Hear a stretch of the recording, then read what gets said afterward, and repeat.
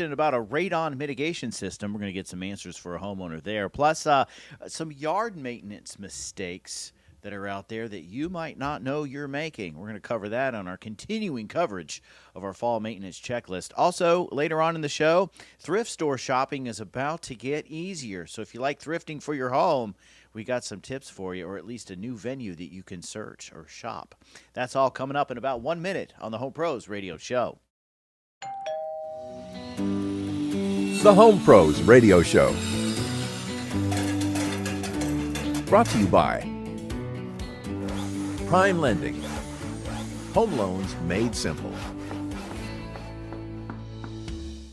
Welcome to the Home Pros Radio Show, the premier resource for the well-informed homeowner. With over 30 years of combined home inspection and renovation experience, your hosts, Tommy Donovan and Shane Hips, help you stay on top of your home improvement and home maintenance needs.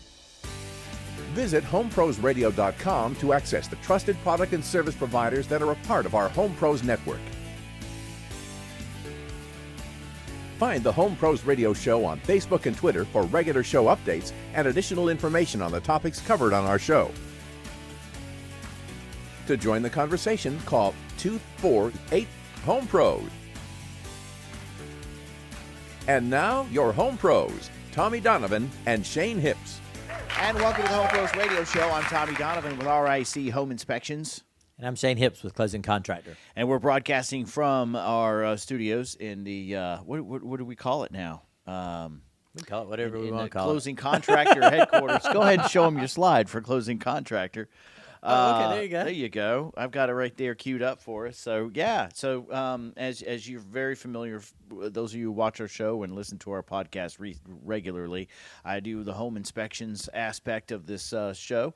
We talk house. And, Shane, you do the fixing part. I do the with fixing. Closing Contractor. And one other thing that you do is radon mitigation through Radon Recon. Yes, we do have Radon Recon also, which is Radon Recon is ultimately owned by Closing Contractor. So we just needed to brand it separately because most people aren't going to call a closing contractor to mitigate radon. So yeah, that makes sense. Separate, but that makes sense. And we actually have a radon question for us this week. It's actually related to a radon mitigation system.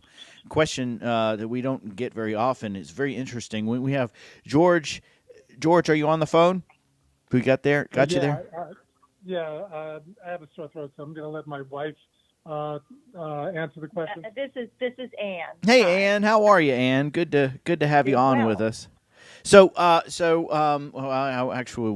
we'll play this little bit because every time we have a question on the show, we always like to introduce it with this. Excuse me, I'd like to ask you a few questions. So, Ann, you and George have a home that you're living in that I inspected back in 2014. And it has a radon mitigation system in it, and you had some work done on your house that has affected that system. And tell us what happened.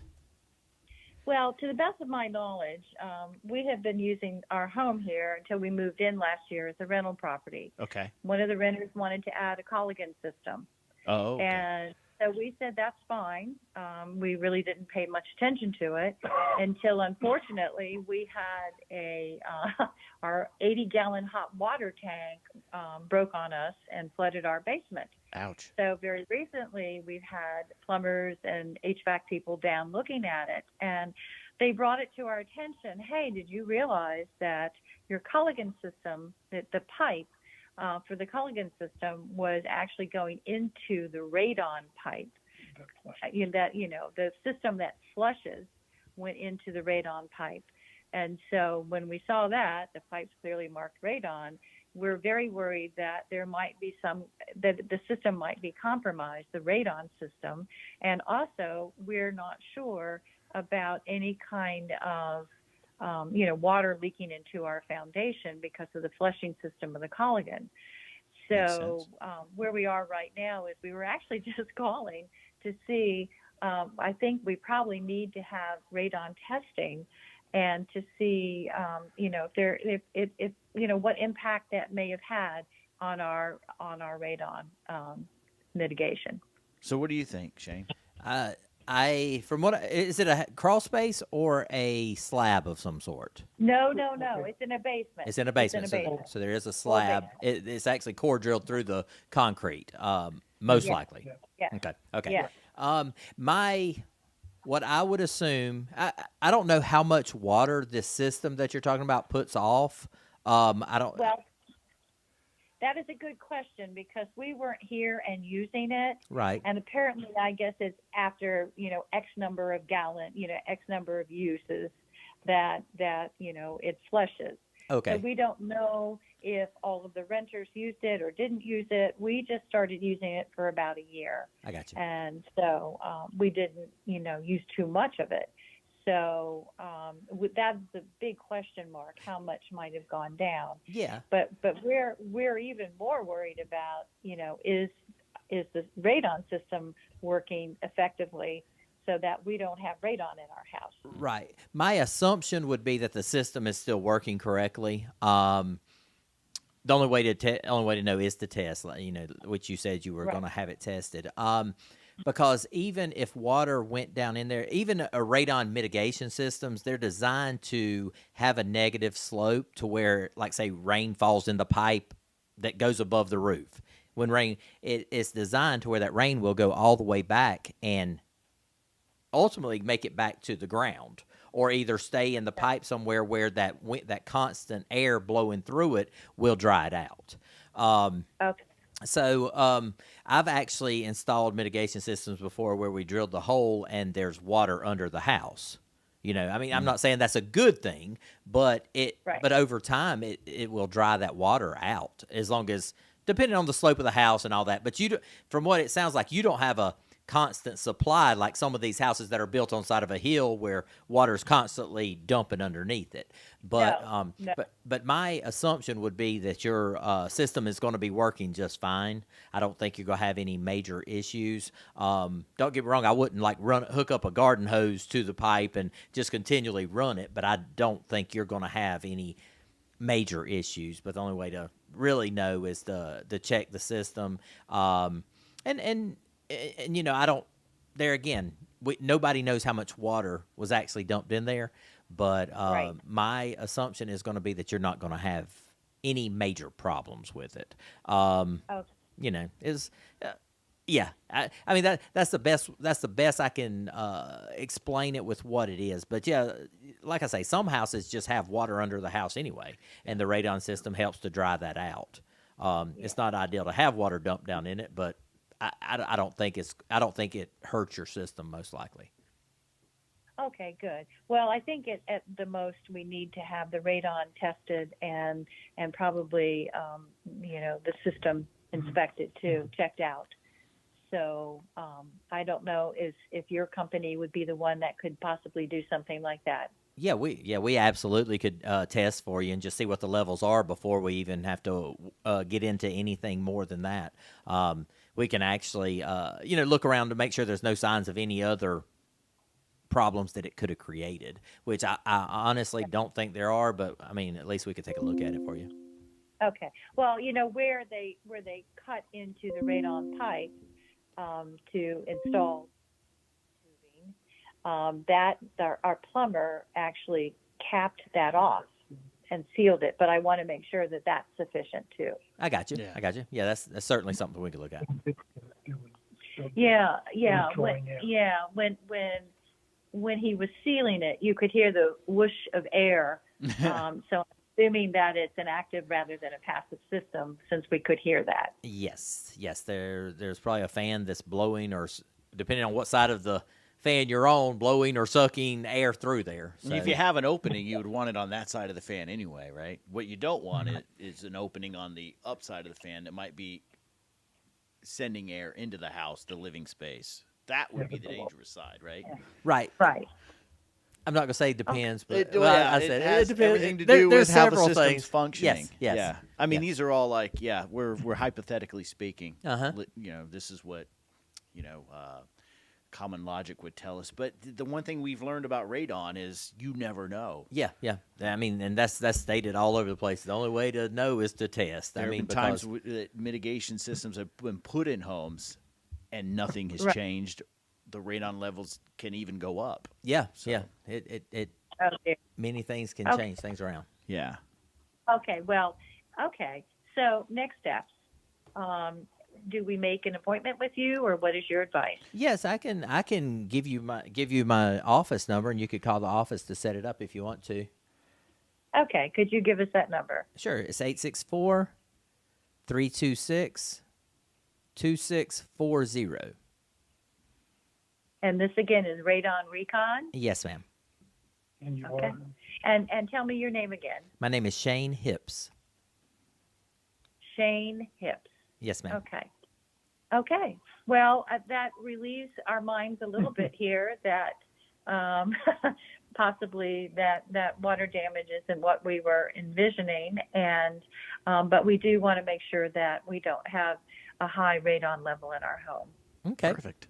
that sounds great. Okay. Well, Ann, thank you so much for being willing to talk to Yeah. us on our podcast about this. They'd originally called me because I do testing, but I figured Shane would be the better reference since you would be able to go out there as a certified mitigator to look at the system and give what's them more going on. information. So thank you so much for calling in or for talking with us. Okay. No problem. All right. Okay. Thank We'll you see you for soon. your help. Yeah, Thank you. absolutely. Good Bye-bye. question. It's a good question. Never had. It's an interesting situation. Yeah. And it's a perfect example of the thing that caught my attention is this is a perfect example of, a house is a system. And you Yes. start taking something, oh, here's a pipe that you could put a drain in. And they actually said, there are so many times I've had people go, is there a radon venting system in the house? And I would say, it looks like there is one. Right. But I see a pipe that looks like one, but it's not labeled. It's supposed to be labeled. But it does sound as if, in this case, it was labeled. Right. But But that didn't they matter. ran the drain there anyway. That didn't matter. Yeah. Yeah, you were talking about the different fact. You have a question? I do. How is it supposed to be labeled? With radon written on it. I know, but just Either with That's stick, all it has to be. it's supposed to be.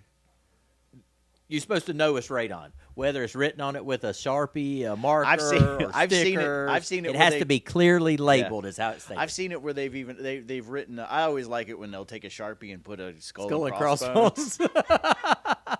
or they'll just label it radon. One of my favorites too. I see this from time to time, where they'll actually take the PVC glue and write radon down the side of it. glue.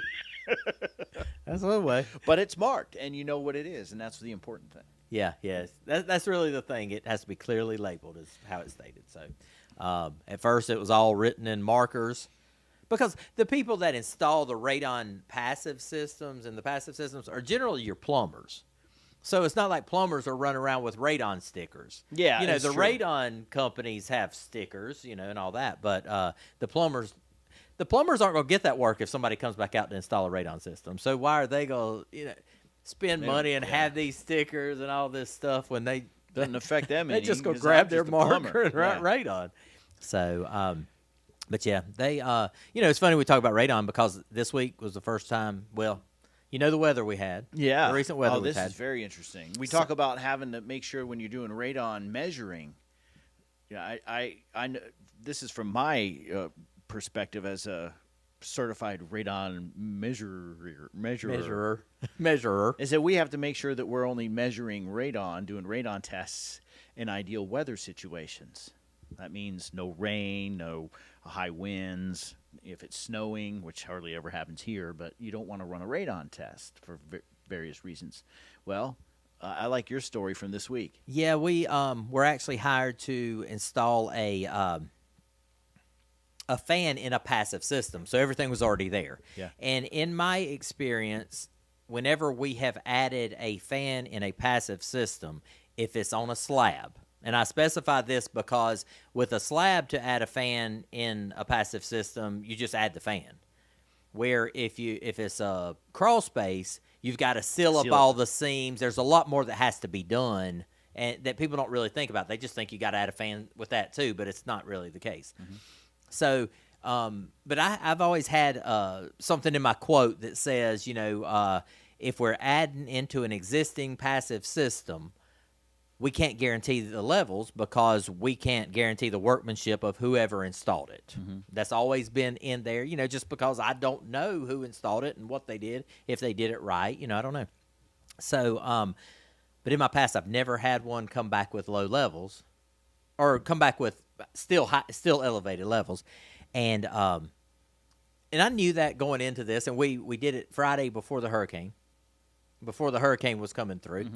And anytime we install a radon system on a Friday, we leave the test there over the weekend and come back and pick it up, because that way it's over the weekend, it just got installed, And it also eliminates us having to go back out there to set the test at a later date, then go back out there again to pick it up. Yeah. So and I told the agent, I said, okay, we're going to go ahead and leave the test. I said, but I'm not sure with this weather that we have coming in, because you got high winds, you got rain, you got everything else. I said, I don't know what the levels are going to look like. I said, and I've got this line in my quote that says I can't guarantee it because of this. I said, but, if it comes back high, we'll look into it. And this is the first time that I've ever had one come back high. And I don't know if there's something wrong that was wrong with the passive system. Maybe concrete was poured in the pipe, when they were doing the footings. I don't know. Or was it just because this weather was so crazy? But I thought it was worth a shot to leave the test there, and, maybe it comes back low, and we already have it taken care of. But, now we had to go out and set another test just to see, was it because of the weather, or is there actually something wrong with the passive system that maybe we didn't know about? I always find that interesting. Like, if I have a test that's out there and a weather event happens, whether it snows or something unique, right? I'll go, you know what? This happened. Let's just run another test. I'm not going to charge you for it. It's just unexpected. It's not like, I showed up to do the radon test and the homeowner had all the windows and doors open. Or it wasn't intentional. It's an act of God, if you will. We can't control it. Let me just run another test. And I always think it's funny because people are like, oh, my gosh, that's so nice of you. Oh, you're going to do another test for free? And I'm like, it's worth it for me. I have just as much fun to experiment. Yeah. And here I am. And look at the graphs next to each other and say, well, what happened here? Well, it started raining right here. And because you never know. It could. You don't know. There are times when, the weather changes and the levels do the opposite of what you're expecting. Yeah. So it's a fascinating thing. It is very interesting to start reading those graphs and be like, okay, well, I think I might know what happened here. This is about the time it started doing this. It's always neat. Well, cool. Well, it'd be interesting to see what you find out there. It didn't sound like to me that they have an issue. But I don't think they're going to. It'd be interesting to know what happens. Yeah, it's always good to hear. And at least they're not saying it's still gurgling. They're still hearing a gurgling noise, like the water is up even with the pipe, or something like that. Yeah. So So one quick thing before we go to break, I've got our since we're talking foundations and crawl spaces, we have our photo from the field. What are you looking at? I know what I'm doing. Did you see that? I just figured this would be fun to share because I opened up a crawl space to go to inspect this house, and I'm like, oh, looks like they knew the inspector was coming. Yeah, they set a trap for you. So, have you ever had one hit you going through a crawl space or something like that? A trap? No. I've had one pop near me. Oh, really? That would scare me? Yeah, it scared me. It scared me, but I've never had one get me. Yeah. But, I just thought that was funny, So, and that's usually not where the mice hang out either. Right at the crawl space door. That's the easiest place for them to reach, though. I'm not crawling under there. I'll just set them right here. Maybe I'll lure them in. That's it. So, just a fun picture I thought that'd be worth sharing from our photo from the field. I was in the house. Probably should have shared this video. I was in the house with a snake the other day. Oh, yeah, it was a teeny one. Yeah. But it was still slithering toward me, and I was like, "Go away!" It was about the size of a pencil. Yeah, but it was still kind of creepy. Say, look, little guy, get on out of here. Yeah, get snake, get out of here. Yeah. All right, so we're gonna take a good question from George and Anna about the radon. Looking forward to getting some follow-up with that. We've got our photo from the field. Now we're going to go back to talking fall. We're going to continue our series on our fall maintenance checklist. An interesting article an article that came out on Realtor.com via U.S. News about the mistakes that a lot of folks make when it comes to yard work and exterior issues around the house that people make during the fall months. Be interesting to cover. Oh, We're yeah. going to cover that after this quick break on the Home Pros Radio Show.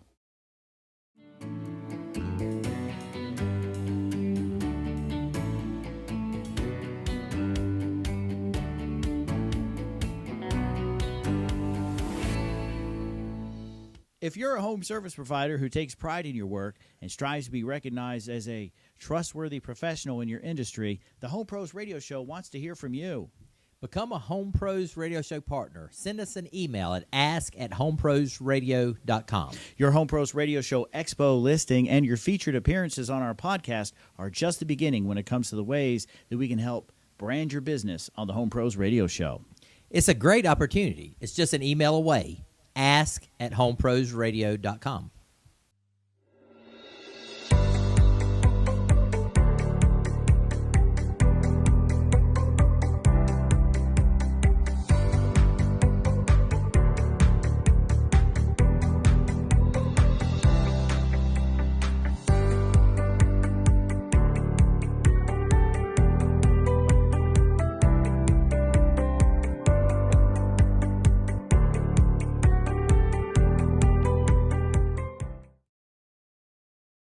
And we're back on the Home Pros Radio Show. I'm Tommy Donovan with RIC Home Inspections, and I find stuff. And I'm Shane Hips with Closing Contractor, and I fix stuff. And we're going to help you find and fix some things around your house this episode as we talk about our fall maintenance checklist.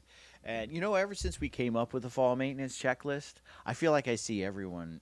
I feel like I see them everywhere. Monkey see, monkey do. Yeah, it makes me wonder, like, is this something that's kind of a hack? When you're talking comedy, it's like a hack premise. Is this a hack topic? I'm wondering if it is. I was like, somebody had shared, I think there was another home inspector online who had shared in their feed the home maintenance checklist from, who's the guy on HGTV or DIY Network that is a home inspector, Homes on Homes? And he has like a fall maintenance list and all that other stuff. So, but we have ours, and I like to think of ours since we've been doing it. Dude, we've been doing this list for every year for, we've been doing the show for 5 years. Mm-hmm. And I found this interesting. This is kind of related. So go ahead and we can play our photo from the field from last week. What are you looking at? I know what I'm doing. Did you see that? So I had this house that I inspected, and I couldn't get on top of it on the day of the inspection because I don't carry a ladder that goes up above 2 stories. Mm-hmm. That's kind of like my rule of thumb. If it's that high, I'm not going up there. But I did notice during the home inspection that the gutter system was in bad shape. Mm-hmm. I saw water stains all over the sides of the house and all that, and I had written up, hey, fix the gutters. You're going to have to clean and re-level, probably reinstall in order to get the water running off the roof properly. Well, the homeowner moved in, found, after all the personal belongings were gone, found a little mold stain up in the corner of one of the closets. Mm-hmm. And I'm just recapping for those of you who missed last week's show. Saw a little mold stain, looked like a water leak. And it was like some cedar plywood kind of paneling, cedar paneling was in there. They removed that, and then there was drywall behind that had mold all over it. And he was freaking out, and he was like, oh my gosh, why wasn't this found, and that sort of thing. And I was like, well, let's get to find out, what do we always talk about when it comes to mold? Figure out what the source of the issue is. Where's the water coming from? Well, the issue was this. We got up on top of the house. We got a commercial ladder to get up there and get up high enough to get on top of the house. And there was this roof line that was dumping, well, we had leaves, but you can't see it. But there's actually that top gutter, and I apologize for the folks in the podcast. I'll try to, who can't see try this to describe photo. this as you can. Yeah. There's a gutter it's supposed to be dropping roof drainage onto a lower roof line that is that asphalt roll roofing that's blocked by leaves. Right. And that gutter's clogged. That actual downspout is on the uphill, is on the side that is on top of that roof. So all of the water from this upper roof line is dumping onto this rolled roof, Yes. which is right above where the water was getting in. So it's like, Right. Did you not have the gutters checked like I recommended when I wrote the report? Oh, no, we just thought you meant that they need to be cleaned. And it's like, no, this is a perfect example of you could think a gutter system not working or not functioning properly is an quote-unquote easy fix. Right. But this is a perfect example of the domino effect of moisture issues that you can have in your house. Especially when you have this many roof lines coming together. Correct. I mean, this has got a lot going on right here. Yeah. So, yeah, I mean, I certainly see how that could lead to that. And, yeah, I don't think the people on the podcast are going to have a clue. Yeah. Because it's hard to even explain this photo. People on the podcast, please just check go to out our social media, or if you can, check out this feed on Facebook Live and YouTube. Go to our YouTube page. But we'll also post this photo on our social media so you can see what it looks like. What, we have a question? I have a question about all the roof lines. Mm-hmm. I mean, at what point do you just look at, like, whoever did the roof lines? At what point do you go, that's just Bad design?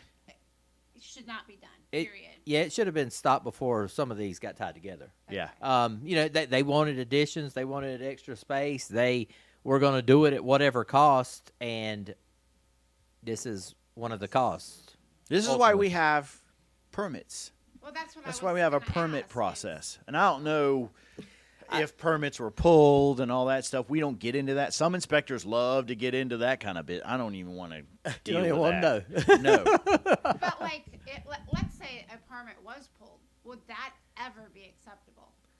I'm going to be honest with you. I don't know what the code enforcement is going to stop you from doing if I don't know that they look at the roofs tying together, how that functions. I honestly don't know the answer to that because I've never built an addition like this. I've never built one that makes you.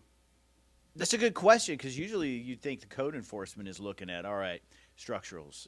Is it structurally sound? And this was structurally sound. Yeah, I doubt The issue that was how this the water was running off. I doubt this would be stopped by code enforcement. I don't know that, but I doubt it would. I can't tell you the number of times I've driven by homes and going, wow, how did they do that, you know? And Yeah. it's usually in rural areas, which indicates that it might have been a DIY addition. But Oh yeah. yeah. So that leads me into this topic that we have. This is an article from Anna Durrani, U.S. News and World reporter, and this was an article that was posted on Realtor.com. We'll share it ourselves. She talks about the 6 yard maintenance yard maintenance mistakes most people make during the fall. We'll get to the gutter issue in a minute, but the first one on the list, she says, okay, we've talked about this on the show before. Number 1, throwing yard waste in the trash. Yes. You agree with that? I agree that you probably shouldn't. Yeah. Mm-hmm. It says, she says, throw tree and yard clippings in the green bin or use them as mulch to enrich your lawn and other plants. We remember a few years ago we did an article on that was out there that was like, hey, make sure you leave your leaves in the yard. Don't blow them up or push them to the beds. And all Right. that. Yeah, I remember. Yes, I remember all that. What are you shaking your head for? Because I did that and you got mad at me. I like to see the grass. Yeah. No, but not the grass. I put them in our flower beds and you got mad at me. Oh, yeah, I know. Yeah, I'd like to see our flower beds, too. I like mulch. That's just me being, OCD, I guess, with the yard. But they say if you can avoid putting your lawn clippings or yard waste in the trash, you're taking a small step towards saving to support the environment. I don't understand the difference between it going in your flower there beds or somewhere if it's going to a landfill. It's going somewhere. Yeah. So I don't understand. Maybe I need to research that, the difference it makes between yard clippings going to the landfill or going into the ditch in your backyard. What's the difference? Yeah. I mean, I have mulching blades, so I just chop mine up. Mm-hmm. But there's still a lot of leaves that I end up. But I can, where I live, I can put them on the curb, and they come along and suck them up. Yeah, with with the big vacuum thing. Now, where they do them, if they turn into compost or just go to a normal landfill, I don't know what happens to them once they get them. Yeah. But at least I know that truck only has organic stuff or whatever it is. Yeah. So I don't know where. I have no idea where it goes. It Mm-hmm. may go to a dirt factory down the road where it rots and turns into dirt. I don't know. And they probably resell it for topsoil yeah, or yeah. you never know. they take the branches and stuff and sell wood chips or something. Mm-hmm. I don't know, but that'd be a good question to answer. If y'all have any input on that, let us know. Next item on the list: letting debris pile up in the gutters. Mm-hmm. So that's another big mistake people make as far as exterior, and we have that on our fall maintenance checklist. Clean the gutters. I mean, Yes. that kind of goes in hand with the fall. I think people, when they think of cleaning the gutters, they think of the fall. Not cleaning out your gutters could cause damage to the roof, fascia, shingles, roof line. An overflowing gutter can damage the home's foundation even. I've seen that. Mm-hmm. I've seen people with foundation issues that actually stemmed from gutters that weren't clean. Right. It can happen. Something as simple as that can actually, like I was mentioning to this homeowner, the mold issue in his house that that no one noticed until the homeowner moved out stemmed from roof maintenance. Right. Otherwise, that wouldn't have happened.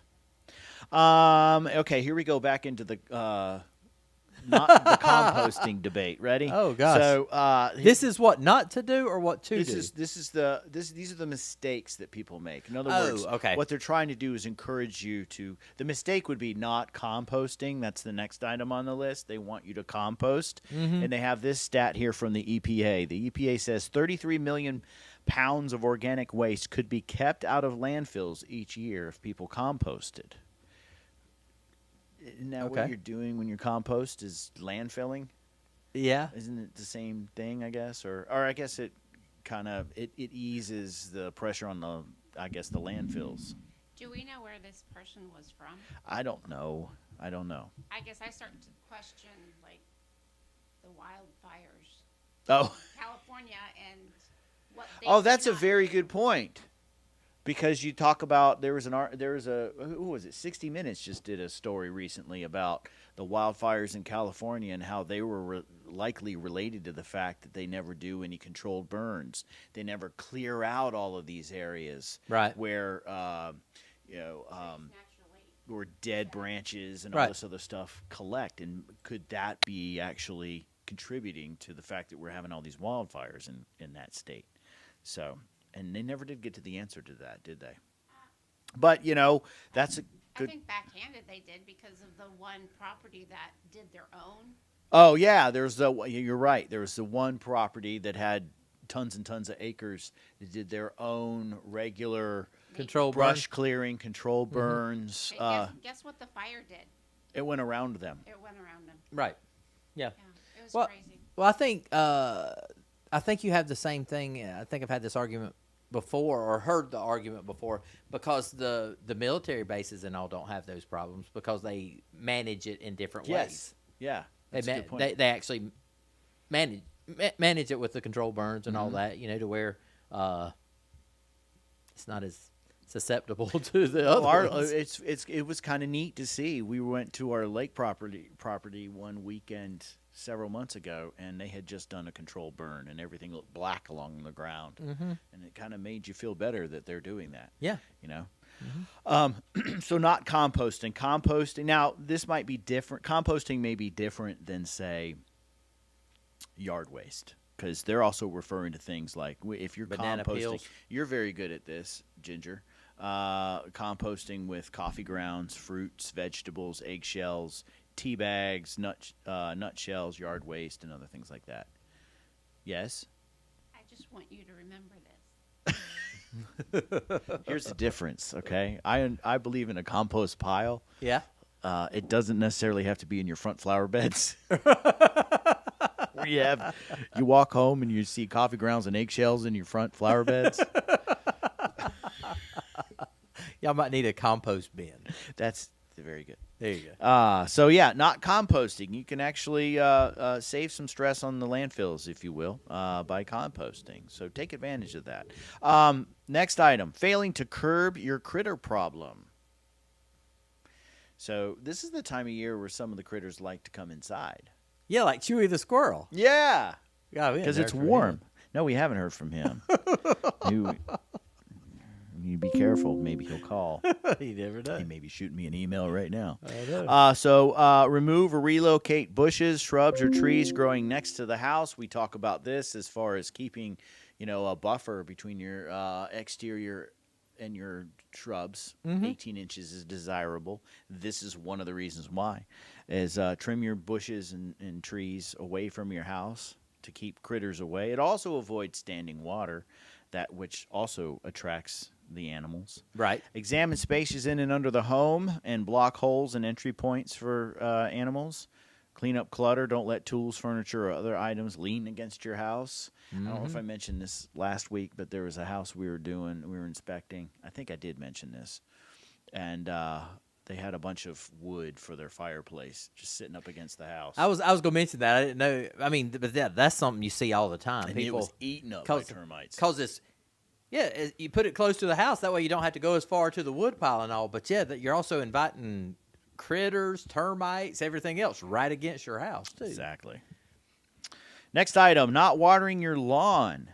A lot of folks rely on the fall season rain to water the lawn since it rains a little bit more, at least in our area this time of year. But it may not be regular enough to give you the water that you need. What did we say? 1 to 1.5 inches per week during the fall. We talked about that a couple of weeks ago. How to tell if your lawn is getting enough water? Do the footprint test. Walk through your yard, turn around, look behind you. If you can see your footprints, then you need to water a little bit more so your grass is more likely to bounce back. Your shrubs. What if you see your footprints because it's like a marsh out there? Oh, yeah. Because that's what I was envisioning when you were walking across your yard. I was like, you see mud? Really? Yeah, you see mud. That would be overwatering. Yeah, that would be. Yeah, that's a good point. So make sure you're still. And for those of you who are, in the parts of the country where our lawns are fescue, I mean, this is when your water needs it, or your lawn needs it, because you're probably overseeding. Right. And reseeding your lawn, fertilizing your lawn. And finally on the list this week, forgetting to target annoying weeds. I would be guilty of this, where I'll go, we don't need to go out there and weed because it's winter and everything's going to die anyway. Kill it off, right? But in this article, they say weeds like fall dandelion are taking root right now. You want to get rid of them before they get out of control.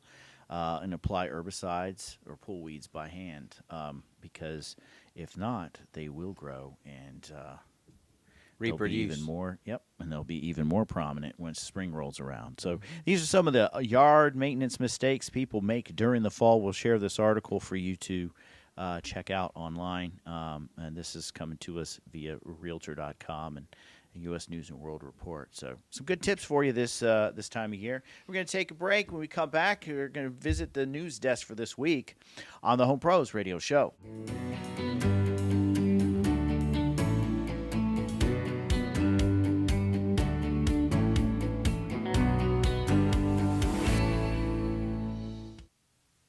Thanks for watching the Home Pros Radio Show. Shane and I would love to know what you think of the show, so we'd like to invite you to leave us a review. At the Home Pros Radio Show, it's our goal to keep homeowners entertained, inspired, and informed. So let us know how we're doing. Your review helps us ensure that we're including the content you want to hear and that we're reaching out to more homeowners just like you. So click on that review button and tell us what you think. Your relationship with your home is an emotional one. Your home provides a sense of pride for you and your family. Through ongoing training, past experience, and current technology, RIC Home Inspections can provide you with the most reliable and accurate information available so you can enjoy the rewards of your home ownership. Call RIC Home Inspections at 235-5505 or visit us online at richomeinspections.com. That's 235-5505. RIC Home Inspections. Love where you live. The Home Pros Radio Show is brought to you in part by Screen Mobile of the Piedmont. Established in 1982, Screen Mobile National has been around that long, and they're the nation's largest screen installation and repair company. They offer many different options for windows, screens, whether it's a corporate location or even a home residential location, they can bring their mobile units out to you and repair your screens, replace them, or even create a whole outdoor environment that you can use to keep the bugs out with their screens. I've always been impressed with the tent one, the one Yeah. that keeps your siding from melting or your neighbor's siding from melting. Yeah, absolutely. And he's saying tint with an I to help cool things down. Yeah, for those of you who are not in the Not from South. South Carolina. Exactly. And that'll protect, some of your outdoor building products like your siding from melting. That's a good point. I never It's even not thought always a about that. grill. It can be a window. Yeah, that's exactly right. So give Screen Mobile a call. There's a Screen Mobile in your area. You can visit them online at screenmobile.com. If you're in the upstate of South Carolina, call Screen Mobile of the Piedmont, 864-641-7476. And welcome back to the Home Pros Radio Show. I'm Tommy Donovan with RIC Home Inspections. And I'm Shane Hips with Closing Contractor. And working the board, our director, our audio director, our lighting director, and our overall boss, tossing in a few questions here and there, is Ginger. Yep. She's running things, so we appreciate what she does. It's about the time of the show when we hit our news desk. All right, so Goodwill is going online. So you enjoy thrifting? It's not I mean, I'll do it, but it's not a hobby of mine. Yeah, I know some people love to do it. My daughters, hey, on a Saturday, they'll look at each other. Hey, you want to go thrifting? Sure. Yeah. So I guess it's kind of like hunting or fishing. Right. It's like, look what I found. It's a lot like hunting, I guess. Yeah. Well, Goodwill's about to make it easier for you. They have they made their store available now online. You can shop online from home as the nonprofit moves its brick and mortar thrift store experiences to a new website. It's called Goodwill Finds. The retailer has launched Goodwill Finds with about 100,000 items available, with more to be added. According to the nonprofit, I should have pulled up some screenshots of the actual stuff? website. Yeah, I'd like to see what they putting on on that one compared to what's in the store. Yeah. Who knows? I would think it'd be their good stuff. Yeah. Yeah, because they can't put the not good stuff on there and in the store at the same time because it could get sold by the time somebody gets in there. It's got to be very specific. Because they do plan to operate their stores. They have 3,300 stores across the United States and Canada. Right. So in the past, individual stores would have their own contractor or whatever.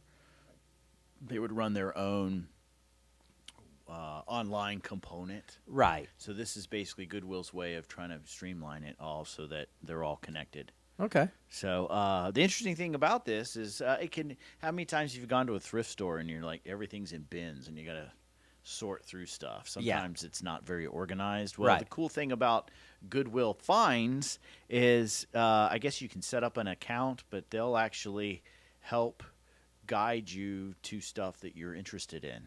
So you can search tools on the websites by browsing categories that include clothing, jewelry, electronics, home goods, books and media. That's where usually I go. Toys and hobbies.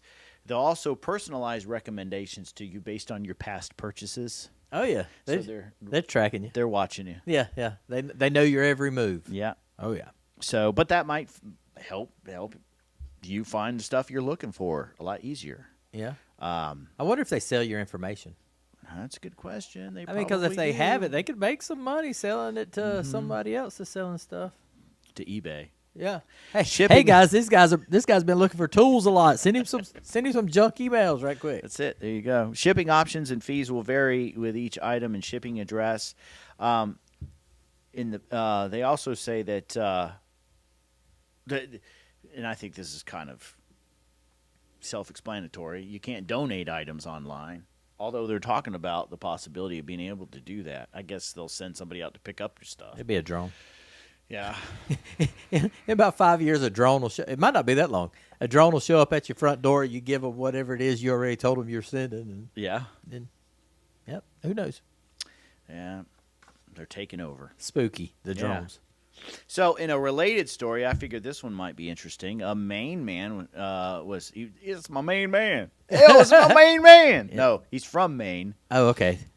he made a discovery at an estate sale. It was a discovery of a lifetime when he paid $75 for a framed page of a Latin script with music notations. Okay. There's an example of it behind us. I don't see music notations on this, but Right.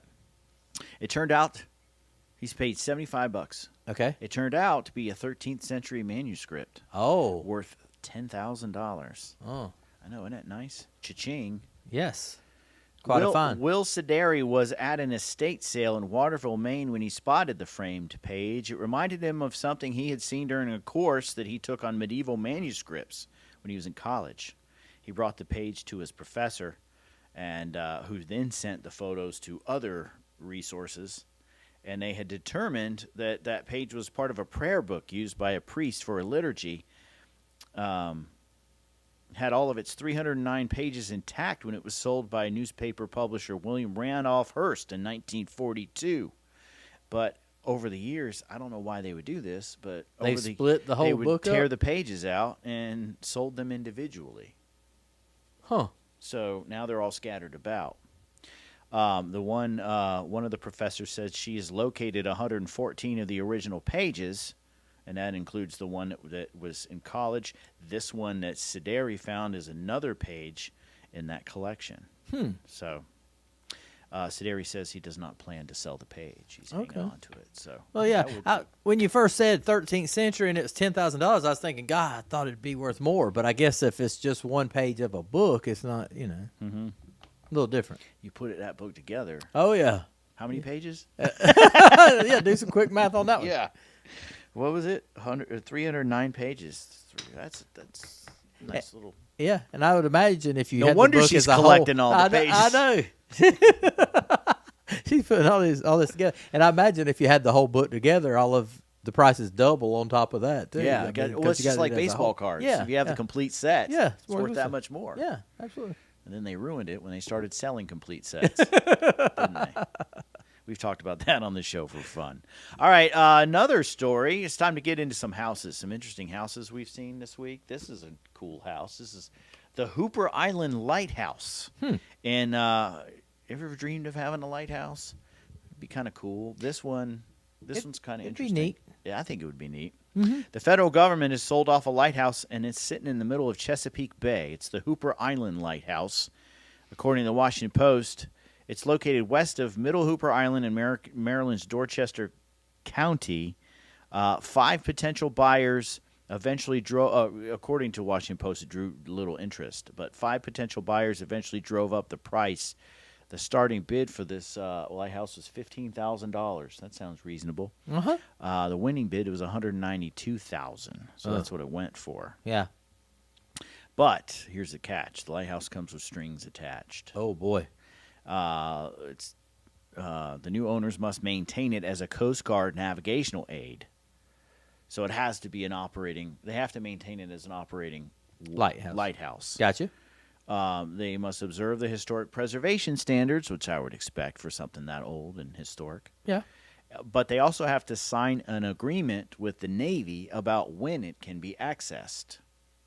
Oh gosh. I don't know if the Navy or if the Navy or when the Navy can access, or when that's the what home. I'm thinking. That's what I would. That wouldn't be cool if they're like, If you you can could- only go there on these days. in your old house. Yeah. Yeah. I probably wouldn't sign that contract. But I would almost think it's probably like an easement kind of thing. Like the Navy has to come in and inspect it every once in a while to make sure it's being maintained. yeah. How do you get to it? That's a good question, because for those of you who can see the photo behind us, there's no dock. You can't moor a boat to it. The rusting lighthouse is known as a spark plug. Maybe this is at low tide, and at high tide, the water gets up to where you higher. could possibly get there. Maybe. Yeah. I don't know. Yeah, well, it says that there's an outer ladder, which you can see to the left of the photo. Okay. But there's no dock or boat or dock or any other tool you can moor a boat to it. Here's the other catch. An inspection from back in 2019 found lead-based paint, asbestos, benzene, and other dangerous substances inside. So it doesn't sound like it's a place you want to stay at very long. Yeah. It sounds like they got to renovate their lighthouse and keep it There's original. no water, electricity, or any other utilities inside it either. So why would you want it? I'm starting to wonder. I mean, I was okay with the $15,000 price tag. But Yeah. The other one, I don't know if it doesn't seem like that many benefits to it. Gotcha. But then again, it may be the best thing ever. I mean, I don't know. It'd be interesting to see what someone would do with that. Yeah. I guess you could rent it out as a VRBO. You'd probably have to get it healthy, though. Have to have a generator. Yeah, Yeah, just you're right. a generator and a 55-gallon jug of water. Yeah. I mean, I don't know. I'm sure you could do something. All righty then. Yeah. Dead air. Okay. I'm speechless. I'm speechless too. Oh, let's wrap up our news desk with this last story that we have. Where is it? Where's my card? Oh, here it is. Over here. Oh. So this is interesting. Yes. Very. So a British artist known as Mr. Doodle. Never heard of him. Mr. Doodle has caused a viral sensation after unveiling his latest project. He's covered every inch of his 12-room mansion in doodles. Okay. I'd like to know a little bit more about Mr. Doodle. What does he do other than doodle? Mr. Doodle, also known as Sam Cox, unveiled the Doodle House in a time-lapse YouTube video, which we do have. The video depicts his transforming his Tenterden, Kent mansion into an art project over the past 2 years. He can't possibly live in this thing. What do you think? It would drive me crazy living in it. I mean, for those of you who are listening to the podcast, it's quite interesting. Can you imagine living in a house where everything is covered in scribbles? Yeah. He's even wearing clothes. He and I guess this is his wife in these photos. And even their cookies have doodles on them. Oh, my God. Just wait. And their dishes and their chair and their table. Oh, God. This is too much. I was insistent when I was prepping the show. I was like, I got to get this video on here. I want you to see the video. Because they actually do like a time-lapse video of him. But they also do a video of a video moving through the house. And it's almost confusing because everything blends together. So it's like, how can you even tell where things are? Because like the toaster looks like the coffee mugs, looks like the countertop. So, but yeah, Cox's mansion is now covered inside and out with doodles, including surfaces such as kitchen appliances and his bed sheets. He says he used about 240 gallons of white paint on the inside of his house, and then 401 cans of black spray paint for the outside to create a surface for his drawings, which were made with 2,296 pens. So there is a time lapse here that we're showing with him, but he's not really doodling. He's not doodling. He's just walking through it. Yeah. Does it say how long it took him to do it? I would imagine it took a while. I don't see it here. The artist said he will live full-time at the Doodle House with his wife, Elena, a.k.a. Mrs. Doodle, and their dog. I wonder if his dog is a poodle. A doodle poodle. Okay. But, yeah. This could be something I don't doodle. know. I think I'd get a headache living there. I think I'd get a headache being there for more than a couple of hours. Yeah, I've got a headache, and I just looked at it. Yeah. So yeah, I could only imagine. That is the Doodle House, which wraps this week's news update. All right. Gentlemen, let's broaden our minds. Well, have we broadened our minds today? Did we learn anything? Absolutely. What did we learn? I don't know. We learned I was waiting for you to say it. we learned that it's possible to buy a lighthouse and then be told what you can do with it. Yes. It'd be cool to have a lighthouse, but with one without running water or electricity, that might make living a little bit tough. I think it's more the novelty of owning it. Yeah, has to be. You can also live in a doodle house. Yeah. I think that would drive most of us crazy. But to those of you who want to see it, listening to our podcast, we'll share the link with that online for you. Also, we learned that there are mistakes that people make, that people can make this time of year with their exterior maintenance. Don't make these mistakes, like not cleaning your gutters, not trimming your bushes away from your home, allowing your house to air out, thus attracting, if you don't do that, that could attract critters and other things. There's my ring. There you go. Another thing that this is a good time of year to compost since everything's dying back. Absolutely. It's a good way to recycle, and also I guess, ease stress on our landfills. So do those types of things around your house this time of year during your fall maintenance checklist. We'll continue more of that coverage next week on the show. We learned that you should regularly, even if you have an active mitigation system in your home, have it tested regularly, have it checked out. Mm-hmm. So we have a homeowner who started off our show who discovered that another contractor ran a drain into a pipe. Right.